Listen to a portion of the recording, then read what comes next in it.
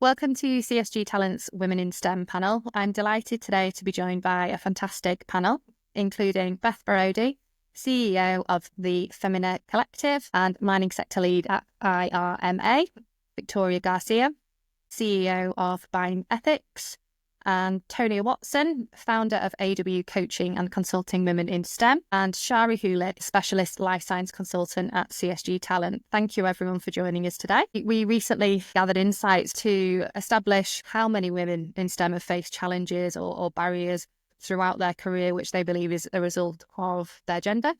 And that 67% of women feel that they have faced challenges, and those barriers are directly related to being a woman. We know there are a lot of challenges, barriers, limitations that many women face, which is one of the reasons why it's something we should talk about and why conversations like this are really important. I want to talk about challenges specifically, and I'll come to you first, Victoria. Can you share a significant challenge that you've encountered as a woman in your industry, and how did you overcome that? An interesting question, because I can see this question from two perspectives. One was when I was working in the lab as a scientist, working for other people. So that's how I built my career. I'm a chemist by training, so chemistry is my background. When I was working as a scientist, when you were to propose an idea, like a new solution, we have a project and the moment for people to bring their ideas and give input. And I used to put it down to my age because I was really young and then they were older than me. But over time, I realized that it had to do with gender. My ideas were not as appreciated or taken as seriously as the male counterpart. Yeah, definitely. And I think it's something that you maybe have imposter syndrome sometimes as well as a woman, thinking, is it because I'm in this role and I'm new, or is it something else, or is it because I'm a woman? What are some other challenges? That was like from the scientific point of view, when I was like trying to put my ideas through. Interestingly, over time, you look back and like eventually after they've tried their ideas, they all had to go back to the original proposal that I had. So because it was the best one, but they would not accept it to start with. It's something else. Then I went from the lab to setting up my own business, to running my company. And it is a little bit of the same situation, right? When I said I am going to set up a company, I have this great business idea. I did not have as much support as I had seen guys had in the past. So that before I set up my own startup, I worked for 3 other startups, also in the field. And the guys that set up those companies were fully supported from the beginning. And when I set up my own one, it's like you have to prove yourself before you get support from anybody. Now it's different. Now it's been running for nearly 4 years.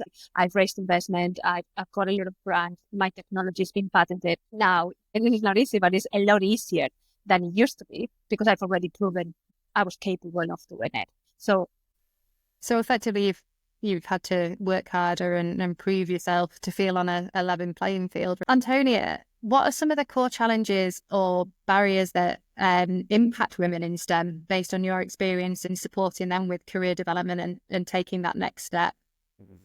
I'd say that in STEM fields, particularly from that career development perspective, there's 3 challenges that I see a lot in my coaching and mentoring. One of them that comes up a lot is around that level of comfort with articulating unique values and strengths in a really confident and impactful way. I think women quite often really excel at the more human aspects of technical roles. So things like bringing diverse teams together or building collaborative relationships with stakeholders, but they often themselves, as well as their organisation, can undervalue and under-recognise these skills. I find that women can often be a bit kind of too humble or quick to dismiss and say these are just part of doing the job, or this is just the way, where I am.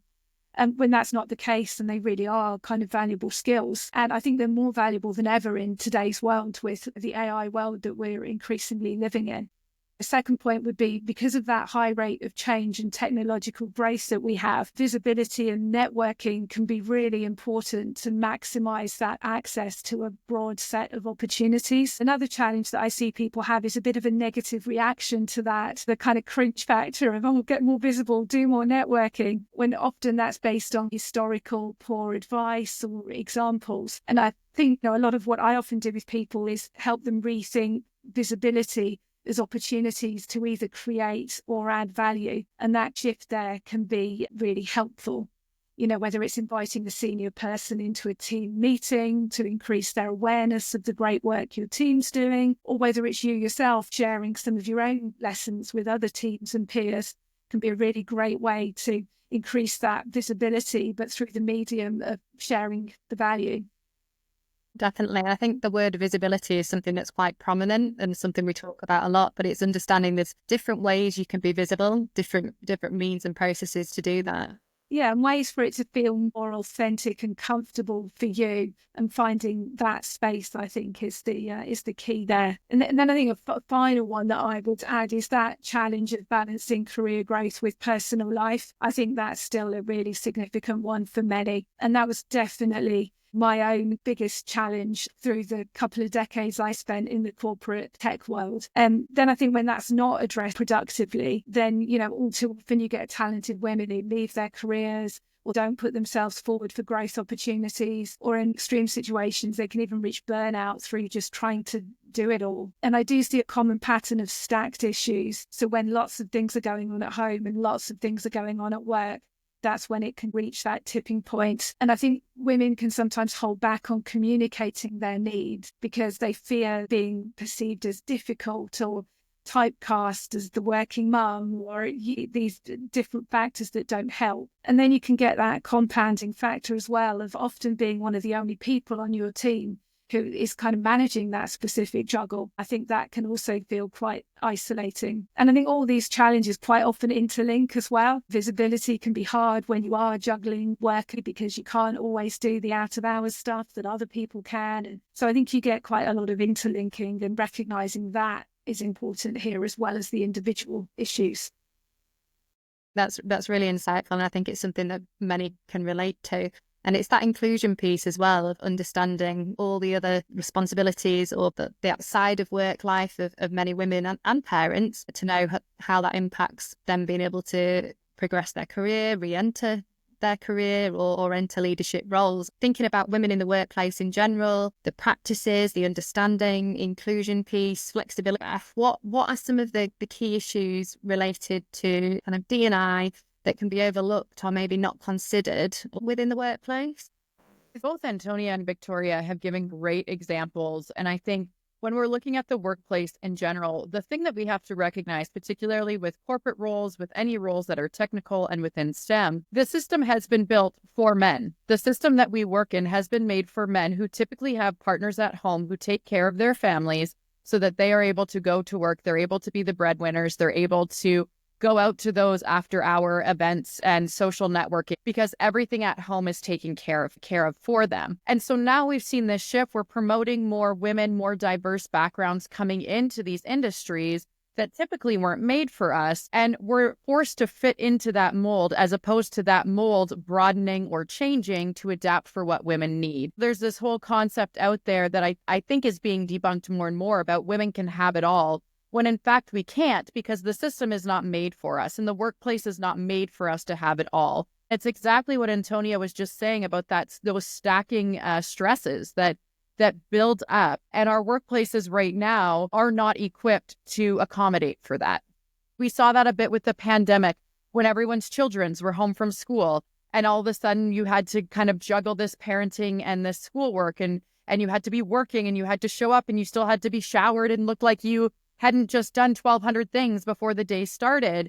And the reality is, at least this is an experience that I saw and many women that I also know experienced, was that within a couple weeks, it was just kind of like, stop using your kids as an excuse. It was like, you should have this managed by now. This is our new normal. Just show up, as opposed to seeing that stress did not go away. What we're carrying into the workplace doesn't go away. We are just constantly in that state of needing to form into something else. And I think that goes to Victoria's point around that then requires us to prove a little more, work a little harder, have to put more on our plate to be seen and given that same validation. And so I think workplaces that are able to recognize that the system needs to change, that our structures need to change, possibly that's working hours, looking at benefits, possibly that's looking at childcare support, whatever it may be, there needs to be that consideration that we no longer are a workforce of just men, we are a diverse workforce now, and therefore our workplaces need to reflect that at this point. And it takes a lot of intentionality to do that. It takes a lot of awareness and recognition,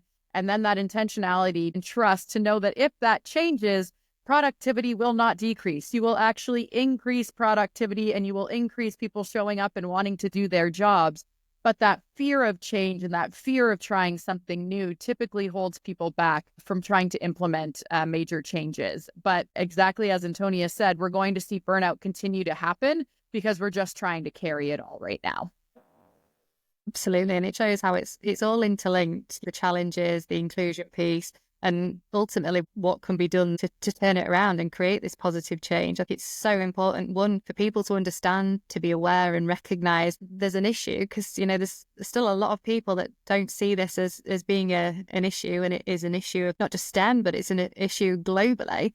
Having that awareness, having the understanding, and then taking the next steps. What can we do? You know, how can we combat this? How can we support women? How can we, you know, empower to be in the STEM space and become leaders without facing all of these challenges? I think it's really insightful hearing what you've said there. Shari, what do you think are practical steps that businesses can take to create a more inclusive workplace for women? Taking everything that you wonderful women have just said into consideration, building a truly inclusive workplace for women isn't just about checking a box, right? It takes effort at every level: culture, internal politics, leadership. You know, and I think a lot of the things that companies can do, they don't cost a lot of money. It's just around thinking about processes and how that's where it all starts. Companies need to make sure job descriptions are written in an all-inclusive way. Sometimes there's language written in job descriptions that eliminate, you know, women and their subtle things. Also in hiring practices, using blind resume reviews where possible. Review resumes in that way where there's no names, perhaps. That gives, you know, unbiased, you know, review of the person's qualifications and candidates versus looking at names and making that decision or judgment. Having clear promotion criteria within an organization to reduce bias rather than, you know, negotiation skills, or which men, I think, tend to be a little bit more bold around asking for promotions and also pay raises. Pay transparency is another area. No one should have to wonder if they're being paid fairly. So having internal equity audits to ensure that salaries are based on skills and performance and not just those negotiation skills. And flexibility, you talked about that in a couple of different ways, but that's a huge one. And that looks differently for everyone. People might have young children. People might need to be caring for parents. But remote work, flexible hours, and flexible work policies go a long way in supporting women, especially since caregiving responsibilities really do fall disproportionately on us. And my favorite thing of all is mentorship and sponsorship. And I think that goes to the visibility piece that you've talked about, Antonia. I think that's huge. Women need leaders who will actively advocate for their career growth. And I think what you said about bringing in senior leadership to showcase if there's someone doing a presentation or whatever that scenario is, that's really allows people to see what goes on and how capable women can be. But having an internal mentorship program is fairly easy, difficult or time consuming or costly initiative, but it does give that, you know, psychological safety and allyship, where, you know, people feel heard, and also giving the, you know, help to open doors and navigate, you know, challenges, especially some cultural challenges that might exist within an organization. But at the end of the day, you know, there's just male colleagues and women both need to be supportive of helping lift everyone up and removing those unconscious biases and being real allies wherever possible. Accountability really does matter at the end of the day. It's really not a one-time initiative. It's just an ongoing commitment to make sure that we're growing and giving people opportunities. It's more than just policies. It's about a culture where inclusion is normal. And when companies get this right, they don't just support women, they build stronger, more innovative teams across the board. And that's really what companies should want to do. Can I jump in on that point? I think there were so many good ones that were just made, especially that last point about inclusion is beneficial for everybody. What I'm getting really tired of hearing about is just women being kind of pegged in with DEI. that we're just a DEI stat and we have to do it and we have to include women because we have to be focused on DEI. And now we're looking at different political landscapes around the world who are even saying, get rid of DEI and don't do it. And you don't need to hire women and you don't need to look outside of that workforce. And we have to just get used to the fact that we're 50% of the population, even over 50% of the population in some countries. And so it's smart business sense to make sure that you're accessing a full talent pool. And so it is that piece where inclusion is just actually necessary if you don't want to risk running into a talent pipeline crisis at this point. And that includes everybody. It's not men, it's not women, it is every. And I wanted to pick at that thread around flexibility a bit more and build on a bit more of what I was saying before with this whole idea around flexibility and the need for companies to look at that and figure out what works for them really comes from when we did that 9 to 5. When that was built, it was because it was the only time you could connect with your team members. We didn't have the technology that we had now. We didn't have the ability to jump on a virtual call and see people around the world. And so it was imperative that when you were at work and you worked from your 9 to 5. And then when you left your work there. You didn't have a cell phone to take home with you. You didn't have your computer. And the reality is now we are on 24/7. I don't know anyone who only works an 8-hour day, given they're checking their emails, they're responding to something, they're working with people in different time zones. And so again, it's that flexibility and recognition that we need to move on with the time and we need to recognize how interconnected we all are. And by offering that flexibility, it really does provide a better, more supportive workplace for everyone. Absolutely. And I think that's, Shari, in terms of your points, so soft approaches and not costly that businesses can implement on a wide scale. It's that shift in mindset to allow that to happen and to be able to facilitate it without a lot of cost, but a lot of positive impact. And like you say, Beth, the inclusion piece, the bigger picture of it all, and the fact that we do need to move forward with the times and embrace the technology that we have that allows women, parents, and the whole workforce to be able to work in the hours that they're most productive, to strike that work-life balance and to have that feeling of inclusion that they're contributing to a role and adding value, even if it isn't your standard 9 to 5 hours, which it was historically when things were a lot different.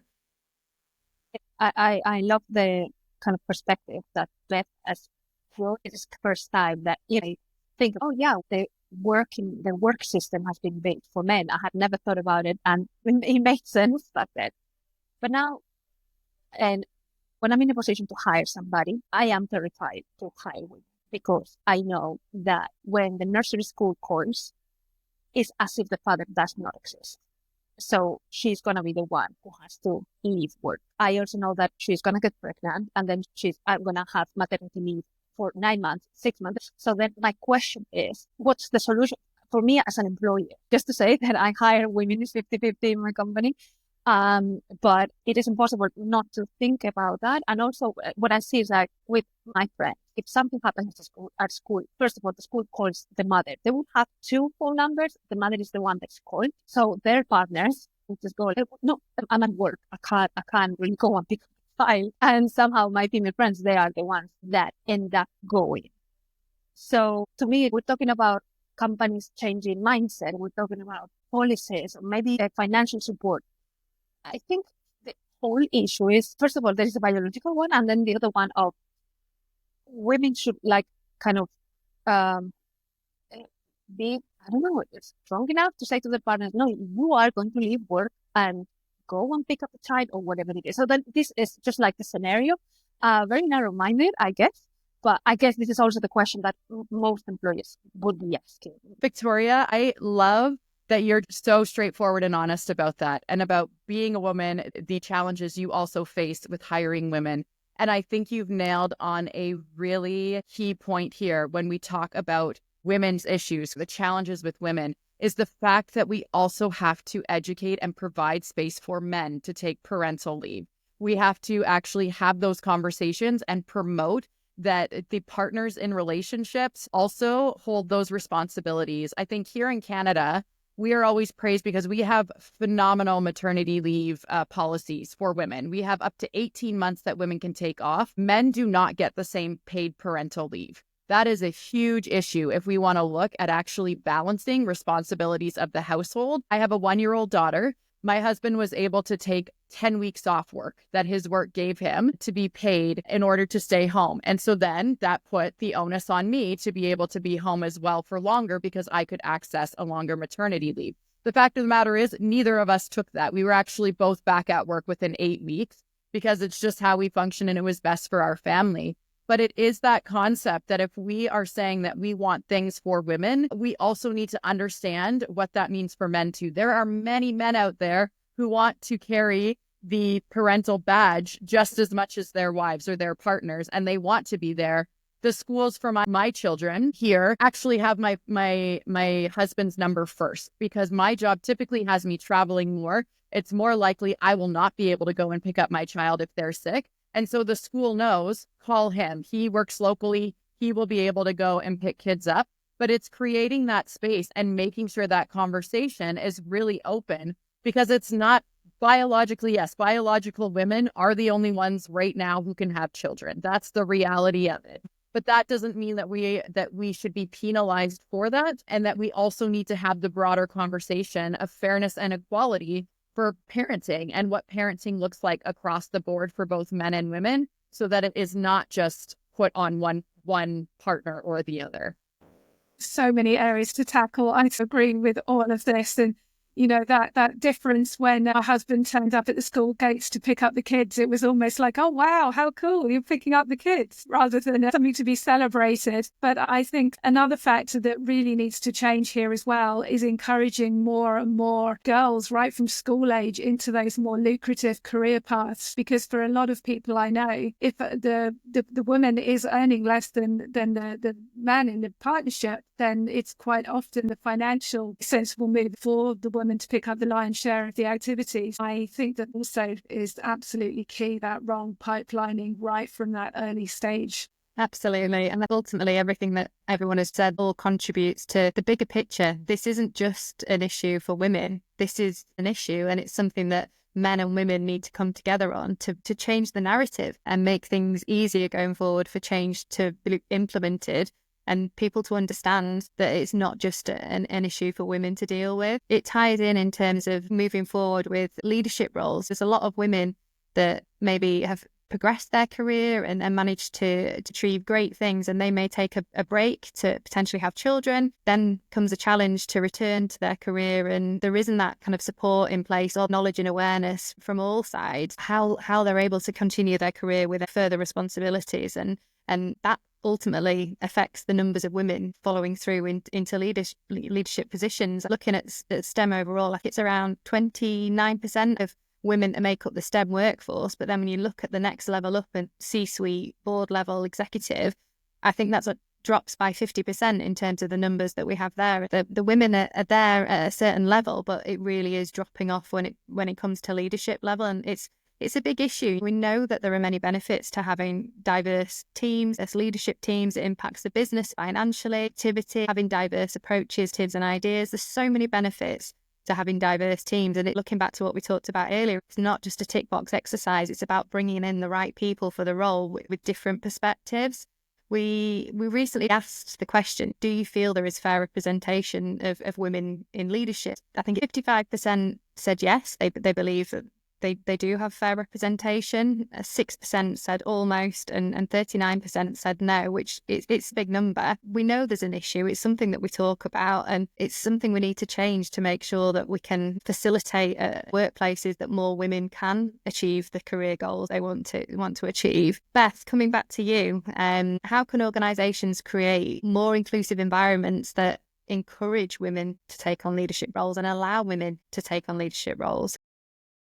I think the first thing is that we need to stop assuming that we've already made it. I think there's this idea that because there's more women in the workforce, we don't have any more work to do. And there's enough women in leadership. There's enough women that have made it to C-suite, enough women who are on the board. Why do we need to keep promoting more? I think we need to get rid of that mentality completely right now. And I think the way you do that is simply with that intention, is understanding if you're hiring for, when you're looking particularly in STEM fields, they are more lucrative. When you are getting to more of those leadership executive levels, your companies are tending to work with recruiters. They're not just doing like a broad search out for people. When you're looking for that, it's really working with the right recruiters and being intentional about asking for female candidates and saying for these roles, if we are going to be filling them, we want to consider everybody. Therefore, do not just give us a stack of resumes that are all men. Do not give us a stack of resumes that are all women. Make sure that there is all kinds of candidates for us to look at, because without that intentionality, without those straight asks, it just becomes really easy to just kind of do the same old, same old. An example I can give of this is with the company I was previously with. We were hiring for a COO role. My CEO at the time came to me. I was on the executive team, and he came to me and he gave me a stack of resumes and he said, we're going to start interviews next week. Can you go through these, flag the ones that you think you want to be involved with and who are the best candidates for us? And it was a stack of all male resumes. I went to him and I said, where are the women? Well, I work in mining. And I said, I know there are women out there who can be in this role. And he said, well, I don't know. The recruiters, we asked them just to go and get us a list of candidates. These are the best ones that they brought forward. So here we go. And so I asked him for 48 hours to go out to my own network and to go and see if I could get additional applications. And within that 48 hours, we had 6 women who came forward who were more than qualified and more than capable to take on the COO role. And we ended up going through the interview process. And so it just shows, again, that intentionality of really looking for that diverse pool. I think it goes back to what Antonia said earlier, too, about women. We need to be confident in raising our hand and saying we want these roles. We're capable for these roles. We don't have to be humble all the time. We get to acknowledge and celebrate the successes that we've been able to create in our careers as much as everyone else around us. And so it's a bit of like, yes, the workplace and the company needs to be intentional. We also need to see women really grabbing onto their confidence and saying, I'm ready and I want to take on this role, and not being afraid or embarrassed to take that next step. And with both of those two things, it's a good first way into making some headway into getting more women in those leadership roles. Absolutely. I was thinking about that, and I had read a study that talked about women and applying for roles. So men and women have often different approaches to even applying, and women only tend to apply only if they meet like 100% of the qualifications for the role, and men tend to apply when they meet like maybe 60-70% of the role. And they give us Harvard Business Review, and women are much less likely to apply, even if they're equally qualified. So I thought that was really an interesting and ties into what you just said about that. Do have to be intentional. And with what you said, it's not just with looking at the recruitment process, it's your confidence to challenge that. Some people might not necessarily have challenged and just kind of run with that recruitment campaign, and there wouldn't have been any change there. It's, more women and men being allies and championing women to ask those questions, to challenge and make sure that the hiring process is fully inclusive. I will just say the reason I had that confidence is because I think, like many, again, who come through fields that are more technical, are more STEM focused, when you get to those executive roles, when I was holding that position, I was the only woman on that executive team. I was also 10 years younger than the next executive member, who was then 10 years younger than the next executive member. So I had a lot of disadvantage, but I also worked with some phenomenal men on that team.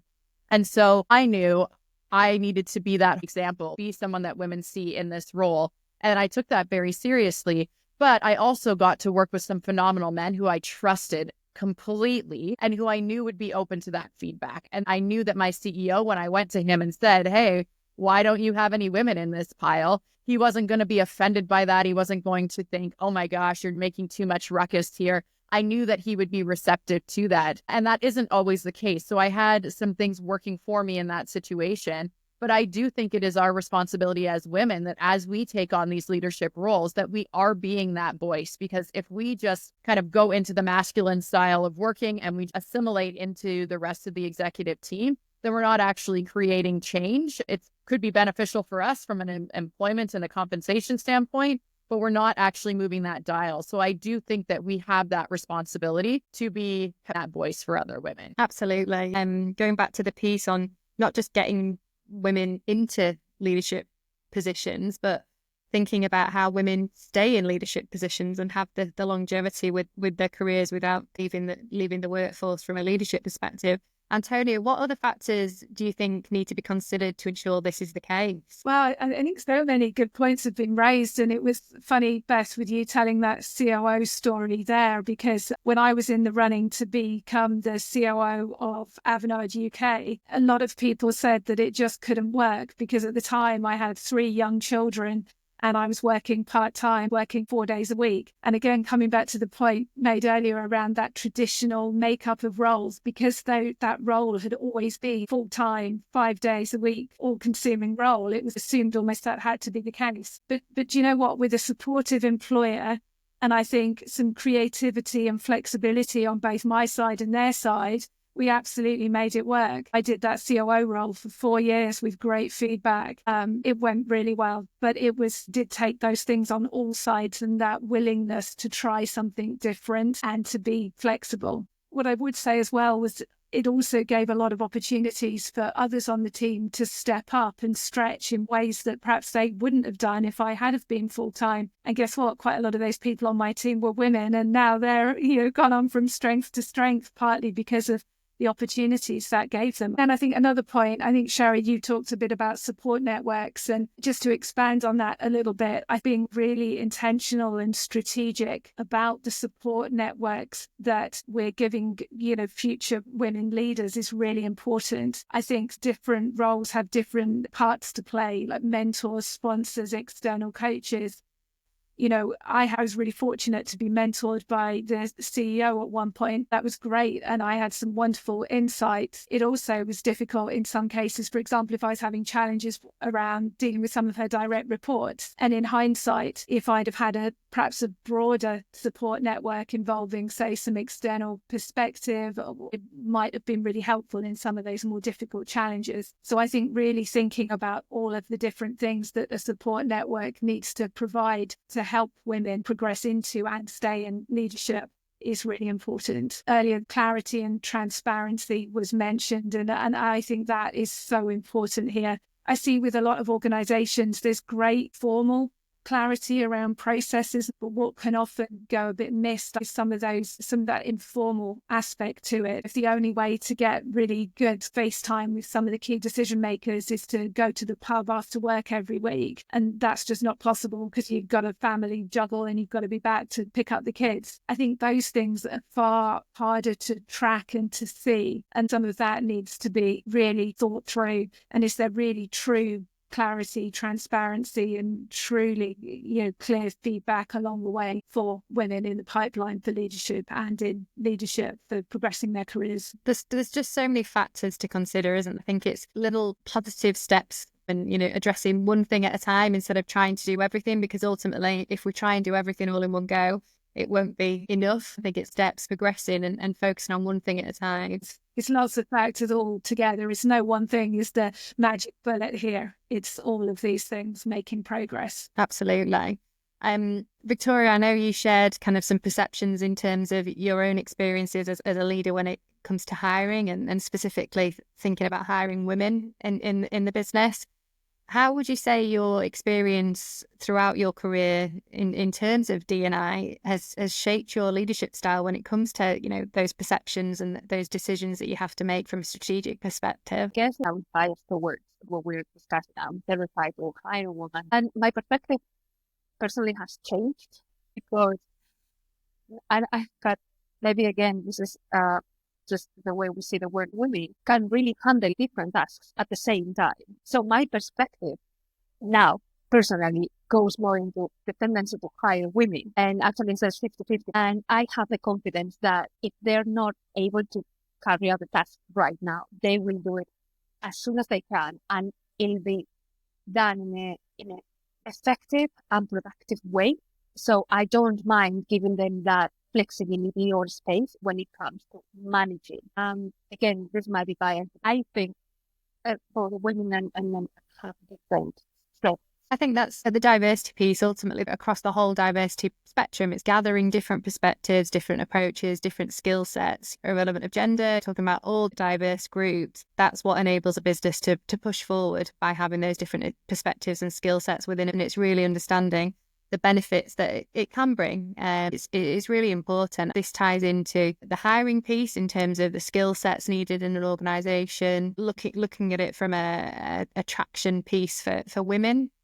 This is something we've talked about before, Shari. What would you say are some of the biggest challenges with businesses within STEM in their attempt to attract women? Beth brought up some really good points. I mentioned earlier, it does come down a lot to when applying for jobs, women and men have different approaches. So I think you do have to be more intentional in going out and looking for women applicants, because as I mentioned, women tend to apply if they feel like they meet 100% of the qualifications. We're less likely to apply for a role. And, because if we don't have X, Y, and Z, and that comes to confidence in ourselves and perception of fit for the role. And that bias, about what makes someone qualified. I thought that statistic was really interesting. Going back to what I mentioned before, job descriptions sometimes have that masculine coded language, words like competitive, aggressive, dominant.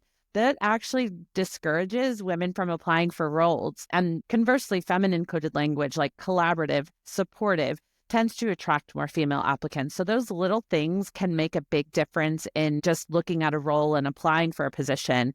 But then we also have that, Antonia mentioned, a leaky pipeline issue where women do tend to leave the workforce, midway through their career to be a caretaker full time, or dealing with the work-life balance. There's a lot going on, and there's challenges, and we do have to be more intentional in terms of creating that visibility in leadership roles in those male-dominated environments. Absolutely. And even though we talk about the negatives, the barriers that we still face and still need change, there have been a lot of steps forward. You have seen positive change, positive steps forward, but it's a case of everyone being responsible and accountable. Everyone's got a part to play to drive this forward. There's women and men, and especially men, from a understanding, shift in mindset, to raise awareness and help this change drive forward. Beth, what would you say some of the positive steps forward in recent years in relation to diversity within mining specifically? Well, the first I'll say is that there are just some phenomenal groups out there that support women and that have been building over the last few years that are places for women to connect. I think in mining, one of the interesting things that we have at the board of director roles is that we actually have some of the highest ratios of men to women on board of directors. And that has been a huge improvement over the last 10 years. Within the industry, is that you are seeing more and more women on boards, and not just one woman on a board, but 3 women on a board, gender parity on the boards. And that comes down to regulation in different countries that require this to happen. There's just more awareness. There's more senior women with that expertise that are able to sit on boards of large public companies. Another great example is some of the major mining companies globally, some of the biggest in the world, have their own gender goals. And we see that at some of their sites have actually reached 50-50 parity for men and women. And that is a huge success, because particularly when you're at remote job sites, that becomes even more difficult to recruit and retain women, because you're remote, you're away from family. It typically brings in younger women who don't have families themselves to take care of. And this company has been able to crack that. And they have a site in Canada and a site in South America that are both 50-50 parity. And even with all of this talk about DEI going away, their CEO came out a few weeks ago and said, we're not letting it go anywhere. This is core to our business. We have seen the benefits. We have seen how having diverse teams makes us more profitable and makes us a safer company and makes us a more inclusive company. And we will continue striving until we are 50-50 across the board. So you have really strong leaders, both men and women, who are really stepping into this and saying, we see the benefits and know this is the way to go. So we are seeing a lot of progress that way. And then we are just seeing more interest coming into the industry from women. And so again, myself and other women who are in positions like I am within mining, we have that opportunity to continue to foster and build that confidence and that credibility for these women. and get them networked through our networks and talk about them and speak about them and introduce them to whoever we know. And we are seeing that more and more. So we are seeing that progress. We just can't get complacent with that and fall back on our heels and say, we've done enough. We have to keep pushing to keep seeing these successes. It's really positive to hear that there have been steps forward. It's being vocal about those steps forward, embracing it and talking about the wins and the positives of, increased representation on leadership teams as well. The work that you do is testament to that as well. The network of women in mining that you have. We need more of that across the globe, across all of STEM. We need more groups. We need more mentors. We need more allies, but ultimately we need more businesses and leaders talking about why this is so important and what difference it makes. Just following on from your comment, Beth, about, gender parity, what do you believe are the most important steps that we need to take to achieve true gender parity in the workplace, Victoria?